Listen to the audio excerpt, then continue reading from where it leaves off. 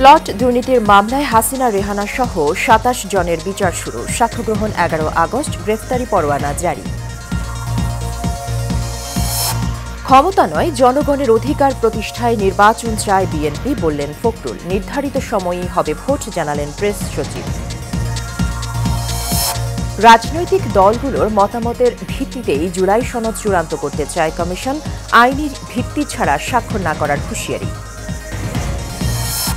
এবং মিয়ানমারের জরুরি অবস্থা তুলে নিল জান্তা সরকার। আগামী ডিসেম্বরেই হবে নির্বাচন।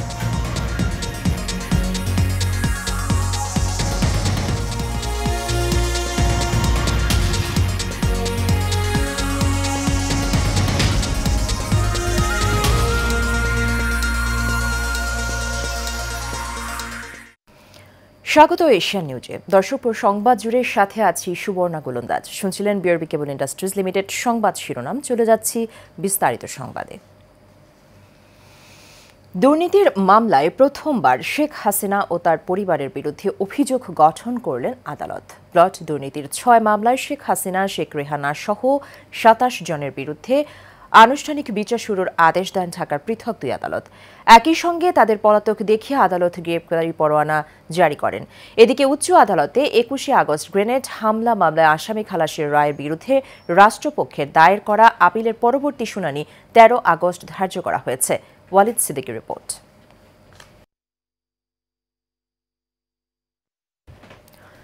দর্শক, রিপোর্টটি প্রক্রিয়াধীন রয়েছে। চলে যাচ্ছি পরবর্তী সংবাদে। বিএনপি ক্ষমতায় যাওয়ার জন্য অস্থির নয়, জনগণের মালিকানা তাদের হাতে ফিরিয়ে দিতে নির্বাচনের তাগিদ দিচ্ছে বলে জানালেন দলটির মহাসচিব মির্জা ফখরুল ইসলাম আলমগীর। তিনি বলেন, আগামী ফেব্রুয়ারির মধ্যে নির্বাচন হলে অনেক সমস্যা দূর হয়ে যাবে। দুপুরে জাতীয় প্রেস ক্লাবে জুলাই আগস্ট অভ্যুত্থানের বর্ষপূর্তি উপলক্ষে আলোচনা সভায় সব কথা বলেন তিনি। মঞ্জুলে নামের রিপোর্ট। দুপুরে জাতীয় প্রেস ক্লাবে জুলাই আগস্ট অভ্যুত্থানের বর্ষপূর্তি উপলক্ষে শহীদদের স্মরণে এই আলোচনা সভার আয়োজন করা হয়।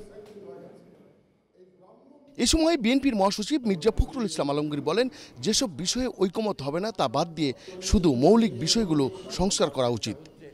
প্রতিদিন বৈঠক করতে কয়েক ঘন্টা ধরে অনেকগুলো বিষয় আছে যেগুলো আমরাও ঠিক বুঝি না, যে তারা যেগুলো করতে চান, এইগুলোকে বাদ দিয়ে যে মৌলিক বিষয়গুলো আছে সেই বিষয়গুলো সমাধান করে আমার মনে হয় অতি দ্রুত যে নির্বাচনের যে সেটা হলেই বোধহয় অনেক সমস্যা, অনেক আমাদের দ্বিধা, সেই দ্বিধা কাটিয়ে আমরা একটা জায়গায় পৌঁছতে পারবো। গণতন্ত্রে কাদা ছুড়োছুড়ি হলে সেখানে সীমা থাকা উচিত বলেও মন্তব্য করেন মির্জা ফখরুল। রাজনৈতিক দলগুলোকে পারস্পরিক একটা বোঝাপড়া থাকতে হবে। এই বোঝাপড়া না থাকলে এই যে আমরা কাদা ছোড়াছুড়ি করছি, গণতন্ত্রের কাদা ছোড়াছুড়ি হবে, অনেক অনেক কথা আসবে, কিন্তু এটা একটা সীমা থাকা দরকার। তা নাহলে যেটা হয় সেটা হচ্ছে যে আপনার একটা তিক্ততা সৃষ্টি হয়, যে তিক্ততা ভবিষ্যতে গিয়ে রাজনীতিকে আরও কলুষিত করে।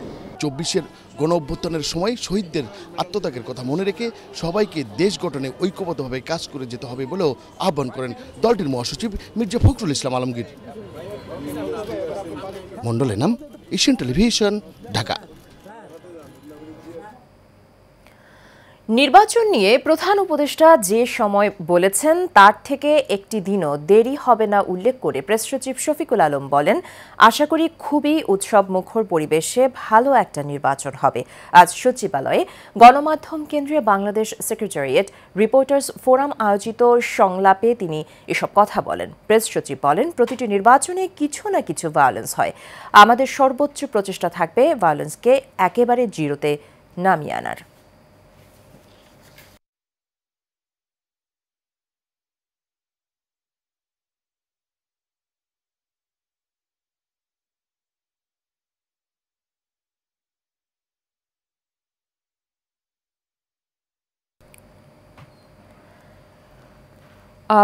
দর্শক, সংবাদের শুরুতে যেমনটি বলছিলাম, দুর্নীতির মামলায় প্রথমবার শেখ হাসিনা ও তার পরিবারের বিরুদ্ধে অভিযোগ গঠন করলেন আদালত। প্লট দুর্নীতির ৬ মামলায় শেখ হাসিনা, শেখ রেহানা সহ ২৭ জনের বিরুদ্ধে আনুষ্ঠানিক বিচার শুরুর আদেশ দেন ঢাকার পৃথক ২ আদালত। এ সম্পর্কিত ওয়ালিদ সিদ্দিকীর প্রক্রিয়াধীন রিপোর্টটি দেখে নেব এবার। রাষ্ট্রের সর্বোচ্চ কর্তা ব্যক্তি হয়েও রাজুকের পূর্বাচল নতুন শহর প্রকল্পে নিয়ম বহির্ভূতভাবে ৬০ কাঠা প্লট নেন শেখ হাসিনা ও তার পরিবারের লোকজন। এ অভিযোগে চলতি বছরের ১৪ জানুয়ারি তাদের বিরুদ্ধে মামলা করে দুদক। এ মামলায় ১০ মার্চ তাদের বিরুদ্ধে আদালতে অভিযোগপত্র দাখিল করে সংস্থাটি। শেখ হাসিনা সহ তার পরিবারের অন্যান্য সদস্যরা বিভিন্ন দেশে পলাতক থাকায় ৬ জুলাই তাদের হাজির হতে গেজেট প্রকাশ করা হয়। এরপর আজ আদালতে তাদের বিরুদ্ধে চার্জ গঠনের আদেশ দিলে শুরু হয় বিচার প্রক্রিয়া। মাননীয় আদালত আমাদের আবেদন মঞ্জুর করেছেন এবং পরবর্তী 13/8/2025 ইংরেজি তারিখে বাদীর সাক্ষীর জন্য ধার্য করেছেন। এ মামলায় সর্বোচ্চ শাস্তি মৃত্যুদণ্ড না থাকায় স্টেট ডিফেন্সের সুযোগ পাবে না পলাতক আসামিরা। এ কারণে তাদের পক্ষে আদালতে কোনো আইনজীবী উপস্থিত ছিলেন না। তিনি ছিলেন রাষ্ট্রের সরকারের সর্বোচ্চ পদাধিকার প্রজাতন্ত্রে তিনি সর্বোচ্চ পদাধিকার বলেছিলেন, তার কন্ট্রোলে সব কিছু থাকবে। তিনি সেইখানে নিয়ম বহির্ভূতভাবে এগুলো অর্জন করেছেন, সেই জন্যে মামলাটি দায়ের করা হয় এবং মামলায় প্রচুর ডকুমেন্ট চলে আসে আলামত হিসেবে। আমরা সেগুলো প্রমাণ করার চেষ্টা করব এবং আশা করি আমরা মামলাটিতে সফল হব। এদিকে ২১শে আগস্ট গ্রেনেড হামলা মামলায় যাবজ্জীবনপ্রাপ্ত তারেক রহমান সহ সব আসামির খালাসের রায়ের বিরুদ্ধে রাষ্ট্রপক্ষের দায়ের করা আপিলের পরবর্তী শুনানির জন্য ১৩ আগস্ট দিন ধার্য করেছেন আপিল বিভাগ। অল দি কনফেশনাল স্টেটমেন্ট, অর্থাৎ এই মামলায় যার যতটা স্বীকারোক্তি আছে, কনফেশনাল স্টেটমেন্ট আছে, সবাইকে আপনার রিমান্ডে নিয়ে এবং torture, physical torture, mental torture এগুলো করার পরে 5 দিন, 7 দিন, 10 দিন, 420 দিনও আছে মুফতি হান্নান সাহেবের টোটাল রিমান্ড পিরিয়ড। তারপরে এনে এই স্বীকারোক্তিগুলি করা হয়েছে এবং এই স্বীকারোক্তিগুলি রেকর্ড করার পরে অন দি আর্লিয়েস্ট অপরচুনিটি আবার তারা এটা রিট্রাক্ট করেছে। Walid Siddiqui, Asian Television, Dhaka. জাতীয় ঐকমত্য কমিশনের দ্বিতীয় ধাপের সংলাপ আজকে শেষ করতে চায় বলে জানিয়েছেন কমিশন সহ সভাপতি অধ্যাপক আলী রিয়াজ। ফরেন সার্ভিস একাডেমিতে দ্বিতীয় ধাপের সংলাপের 23তম দিনের সূচনা বক্তব্যে তিনি এসব কথা বলেন। আলোচনায় গুরুত্বপূর্ণ কিছু বিষয়ে ঐকমত্য না হওয়ায় একই সাথে এর আইনি কোনো ভিত্তি তৈরি হবে কিনা সেই সংশয়ে জুলাই সনদ বাস্তবায়ন নিয়ে জটিলতা তৈরি হয়েছে রাজনৈতিক দলগুলোর মধ্যে। সোহাগ মিয়ার ক্যামেরায় কাউসার আহমেদের রিপোর্ট। অমীমাংসিত বিষয়গুলো নিষ্পত্তির মাধ্যমে দ্বিতীয় পর্যায়ের আলোচনা শেষ করে রাষ্ট্র সংস্কারের সনদের চূড়ান্ত খসড়া দলগুলোকে পাঠানো হবে। তাদের মতামতের ভিত্তিতেই চূড়ান্ত হবে বহুল আকাঙ্ক্ষিত জুলাই সনদ। সংলাপের শেষ দিনে সূচনা বক্তব্যে এমন কথা জানিয়েছেন কমিশন সভাপতি। নিষ্পত্তি করার পরবর্তী পর্যায়ে ইতিমধ্যে কিছু প্রসঙ্গ উঠেছে, বিশেষ করে জুলাই সনদ বাস্তবায়নের দায়িত্ব রাজনৈতিক দলগুলোর জানিয়ে কমিশনের সহসভাপতি বলেন, প্রয়োজনে রাজনৈতিক দলগুলোকে নিয়ে আবারও আলোচনায় বসবে ঐকমত্য কমিশন। আমরা মনে করি যে বাস্তবায়ন প্রক্রিয়ার ক্ষেত্রে প্রধান এবং মৌলিক দায়িত্বটা, প্রাথমিক দায়িত্বটা রাজনৈতিক নেতৃবৃন্দের আপনাদের মধ্যে আলাপ আলোচনার মধ্য দিয়ে আমরা বিশ্বাস করি যে সমস্ত বিষয়ে আপনারা একমত হয়েছেন সেগুলো বাস্তবায়নের পথ আপনারা তৈরি করতে পারবেন এবং সেখানে জাতীয় ঐকমত্য কমিশন আনুষ্ঠানিক এবং অনানুষ্ঠানিকভাবে অনুঘটকের কাজ করবে। তবে দলগুলোর নানান বিষয়ে মতানৈক্য চূড়ান্ত সনদ বাস্তবায়নে বাধা হয়ে দাঁড়াতে পারে। ইতিমধ্যেই দু একটি দল জানিয়েছে আইনি ভিত্তি না হলে স্বাক্ষর করবেন না তারা। বাস্তবায়নের পথটাই সব থেকে গুরুত্বপূর্ণ বিষয়। বাস্তবায়নের বিষয়টা নিয়ে যেন রাজনৈতিক দলগুলোর সঙ্গে খোলামেলা পদ্ধতিতে আলোচনা করা হয়, কার্যকারিতার দিকগুলো এবং যে সময়সীমার কথা কমিশনের তরফ থেকে বলা হয়েছিল আমরা সেই সময়সীমাকে প্রত্যাখ্যান করেছি, বরং সেটা যেন ইমিডিয়েটলি ইফেক্টেবল হয় সেরকম ধরনের একটা প্রস্তাবনাই আমাদের তরফ থেকে বলা হয়েছে। ঐক্যমতে পৌঁছানোর স্বার্থে আমাদেরও যেটা পজিশন ছিল যে উচ্চকক্ষ নিম্নকক্ষ দুই জায়গায় সিম্পল মেজরিটিতে সংবিধান আপনার 2/3 সংবিধান সংশোধনী পাস, সেই জায়গায় আমরা উচ্চ কক্ষের ক্ষেত্রে সিম্পল মেজরিটিতে একমত হয়েছে। তাই আমরা বোধ করছি যে ঐকমত্য কমিশন প্রয়োজনে ঘোষণাপত্রকে প্রায়োরিটি দিয়ে আরও কয়েকদিনের জন্য যদি বসা দেয় এবং আরও কিছু বিষয় যদি এক্সটেন্সিভলি নেগোশিয়েট করবার সুযোগ থাকে সেটা করা দরকার। জনগণের ভোটের নিশ্চয়তা করা, উচ্চকক্ষের সংবিধান সংশোধন ম্যান্ডেটরি করা সিম্পল মেজরিটিতে এবং ভোটের অনুপাতে সেখানে প্রতিনিধিত্ব নিশ্চিত করা, অন্তত পক্ষে এতটুকু আমাদেরকে একটা ভারসাম্যপূর্ণ জায়গা দিবে। আলোচনায় বেশ কিছু বড় সিদ্ধান্তে তড়িঘড়ি করায় কমিশনের প্রতি ক্ষুব্ধ হয়েছেন অনেকেই। তাদেরকে সন্তুষ্ট করার জন্য এই ধরনের একটা উচ্চকক্ষ সেখানে বানানো হচ্ছে। কাউসার আহমেদ, এশিয়ান টেলিভিশন, ঢাকা। এদিকে জুলাই সনদের দাবিতে রাজধানীর শাহবাগ মোড় অবরোধ করেছে জুলাই যোদ্ধারা। সকাল 11টার দিকে শাহবাগ মোড়ে অবরোধ করেন তারা। এতে যান চলাচল বন্ধ হয়ে যায়। এদিকে নিরাপত্তা জোরদারে পুলিশ ও বিজিবি মোতায়েন করা হয়েছে। জুলাই যোদ্ধারা জানান, এখনো জুলাই সনদ না হওয়ায় আহত ও শহীদ পরিবারের সদস্যরা বাধ্য হয়েই আন্দোলনে নেমেছেন। বারবার এই দাবি জানানো হলেও কোনো অগ্রগতি হয়নি। তারা বলছেন, জুলাই সনদ আমাদের অধিকার, দাবি আদায় না হওয়া পর্যন্ত আন্দোলন চলবে। জুলাই সনদ নিয়ে আশ্বাস পূরণ না হলে শাহবাগে অস্থায়ী মঞ্চ তৈরি করে অবস্থান করবেন বলেও হুঁশিয়ারি দিয়েছেন জুলাই যোদ্ধারা।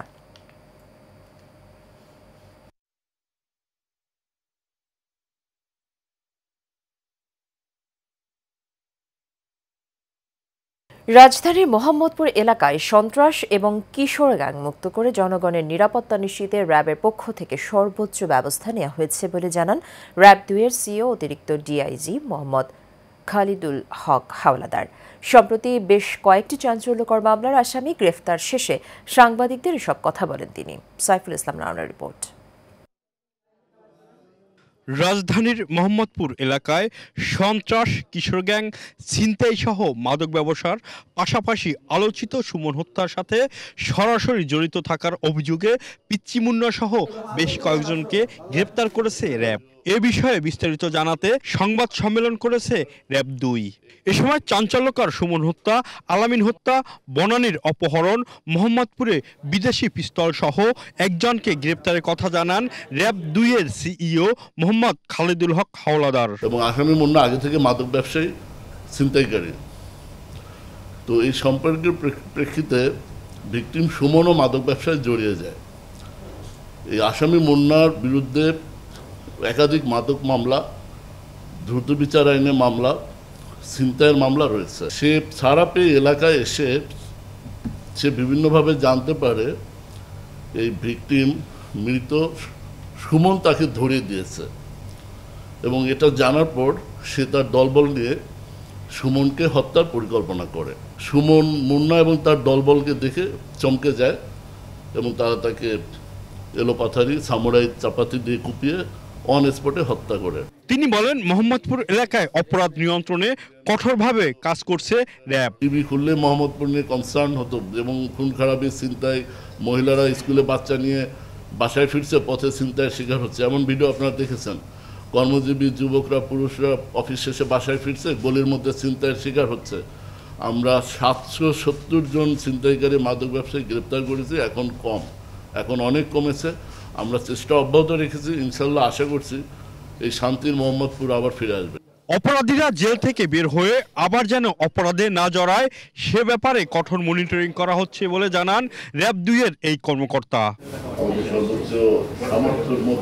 সাইফুল ইসলাম নয়ন, এশিয়ান টেলিভিশন, ঢাকা। আওয়ামী দুঃশাসনের দীর্ঘ 17 বছর পর আসন্ন 9 আগস্ট অনুষ্ঠিত হতে যাচ্ছে ঢাকা ট্রেড সেন্টার দক্ষিণ মার্কেটের বার্ষিক সাধারণ সভা। এই সভাকে সফলভাবে পরিচালনা করার লক্ষ্যে অনুষ্ঠিত হয়েছে ঢাকা ট্রেড সেন্টার দক্ষিণ মার্কেট দোকান মালিকদের পরিচয়পত্র প্রদান ও আলোচনা সভা। মার্কেট সমিতির প্রধান কার্যালয়ে এই সভা অনুষ্ঠিত হয়। এ সময় উপস্থিত ছিলেন সমিতির আহ্বায়ক মীর আল মামুন ও সদস্য সচিব মোহাম্মদ আক্তার হোসেন রানা সহ দোকান মালিক ও ব্যবসায়ীরা। এ সময় তারা সকল ব্যবসায়ী ও দোকান মালিকদের আসন্ন সাধারণ সভায় উপস্থিত থাকার আহ্বান জানান এবং আইডি কার্ড বিতরণ করেন।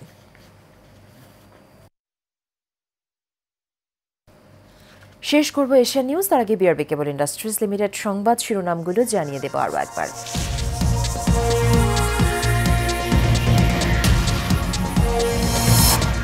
প্লট দুর্নীতির মামলায় হাসিনা, রেহানা সহ 27 জনের বিচার শুরু। সাক্ষ্য গ্রহণ 11 আগস্ট।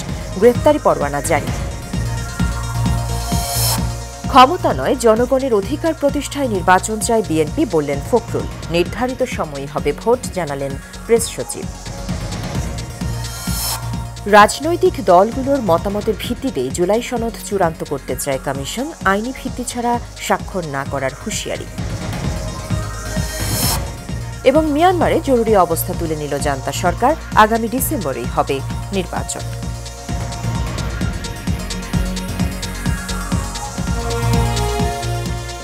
এশিয়া নিউজ এ পর্যন্তই। আমাদের পরবর্তী সংবাদ দেখার আমন্ত্রণ রইল। ধন্যবাদ সাথে থাকার জন্য।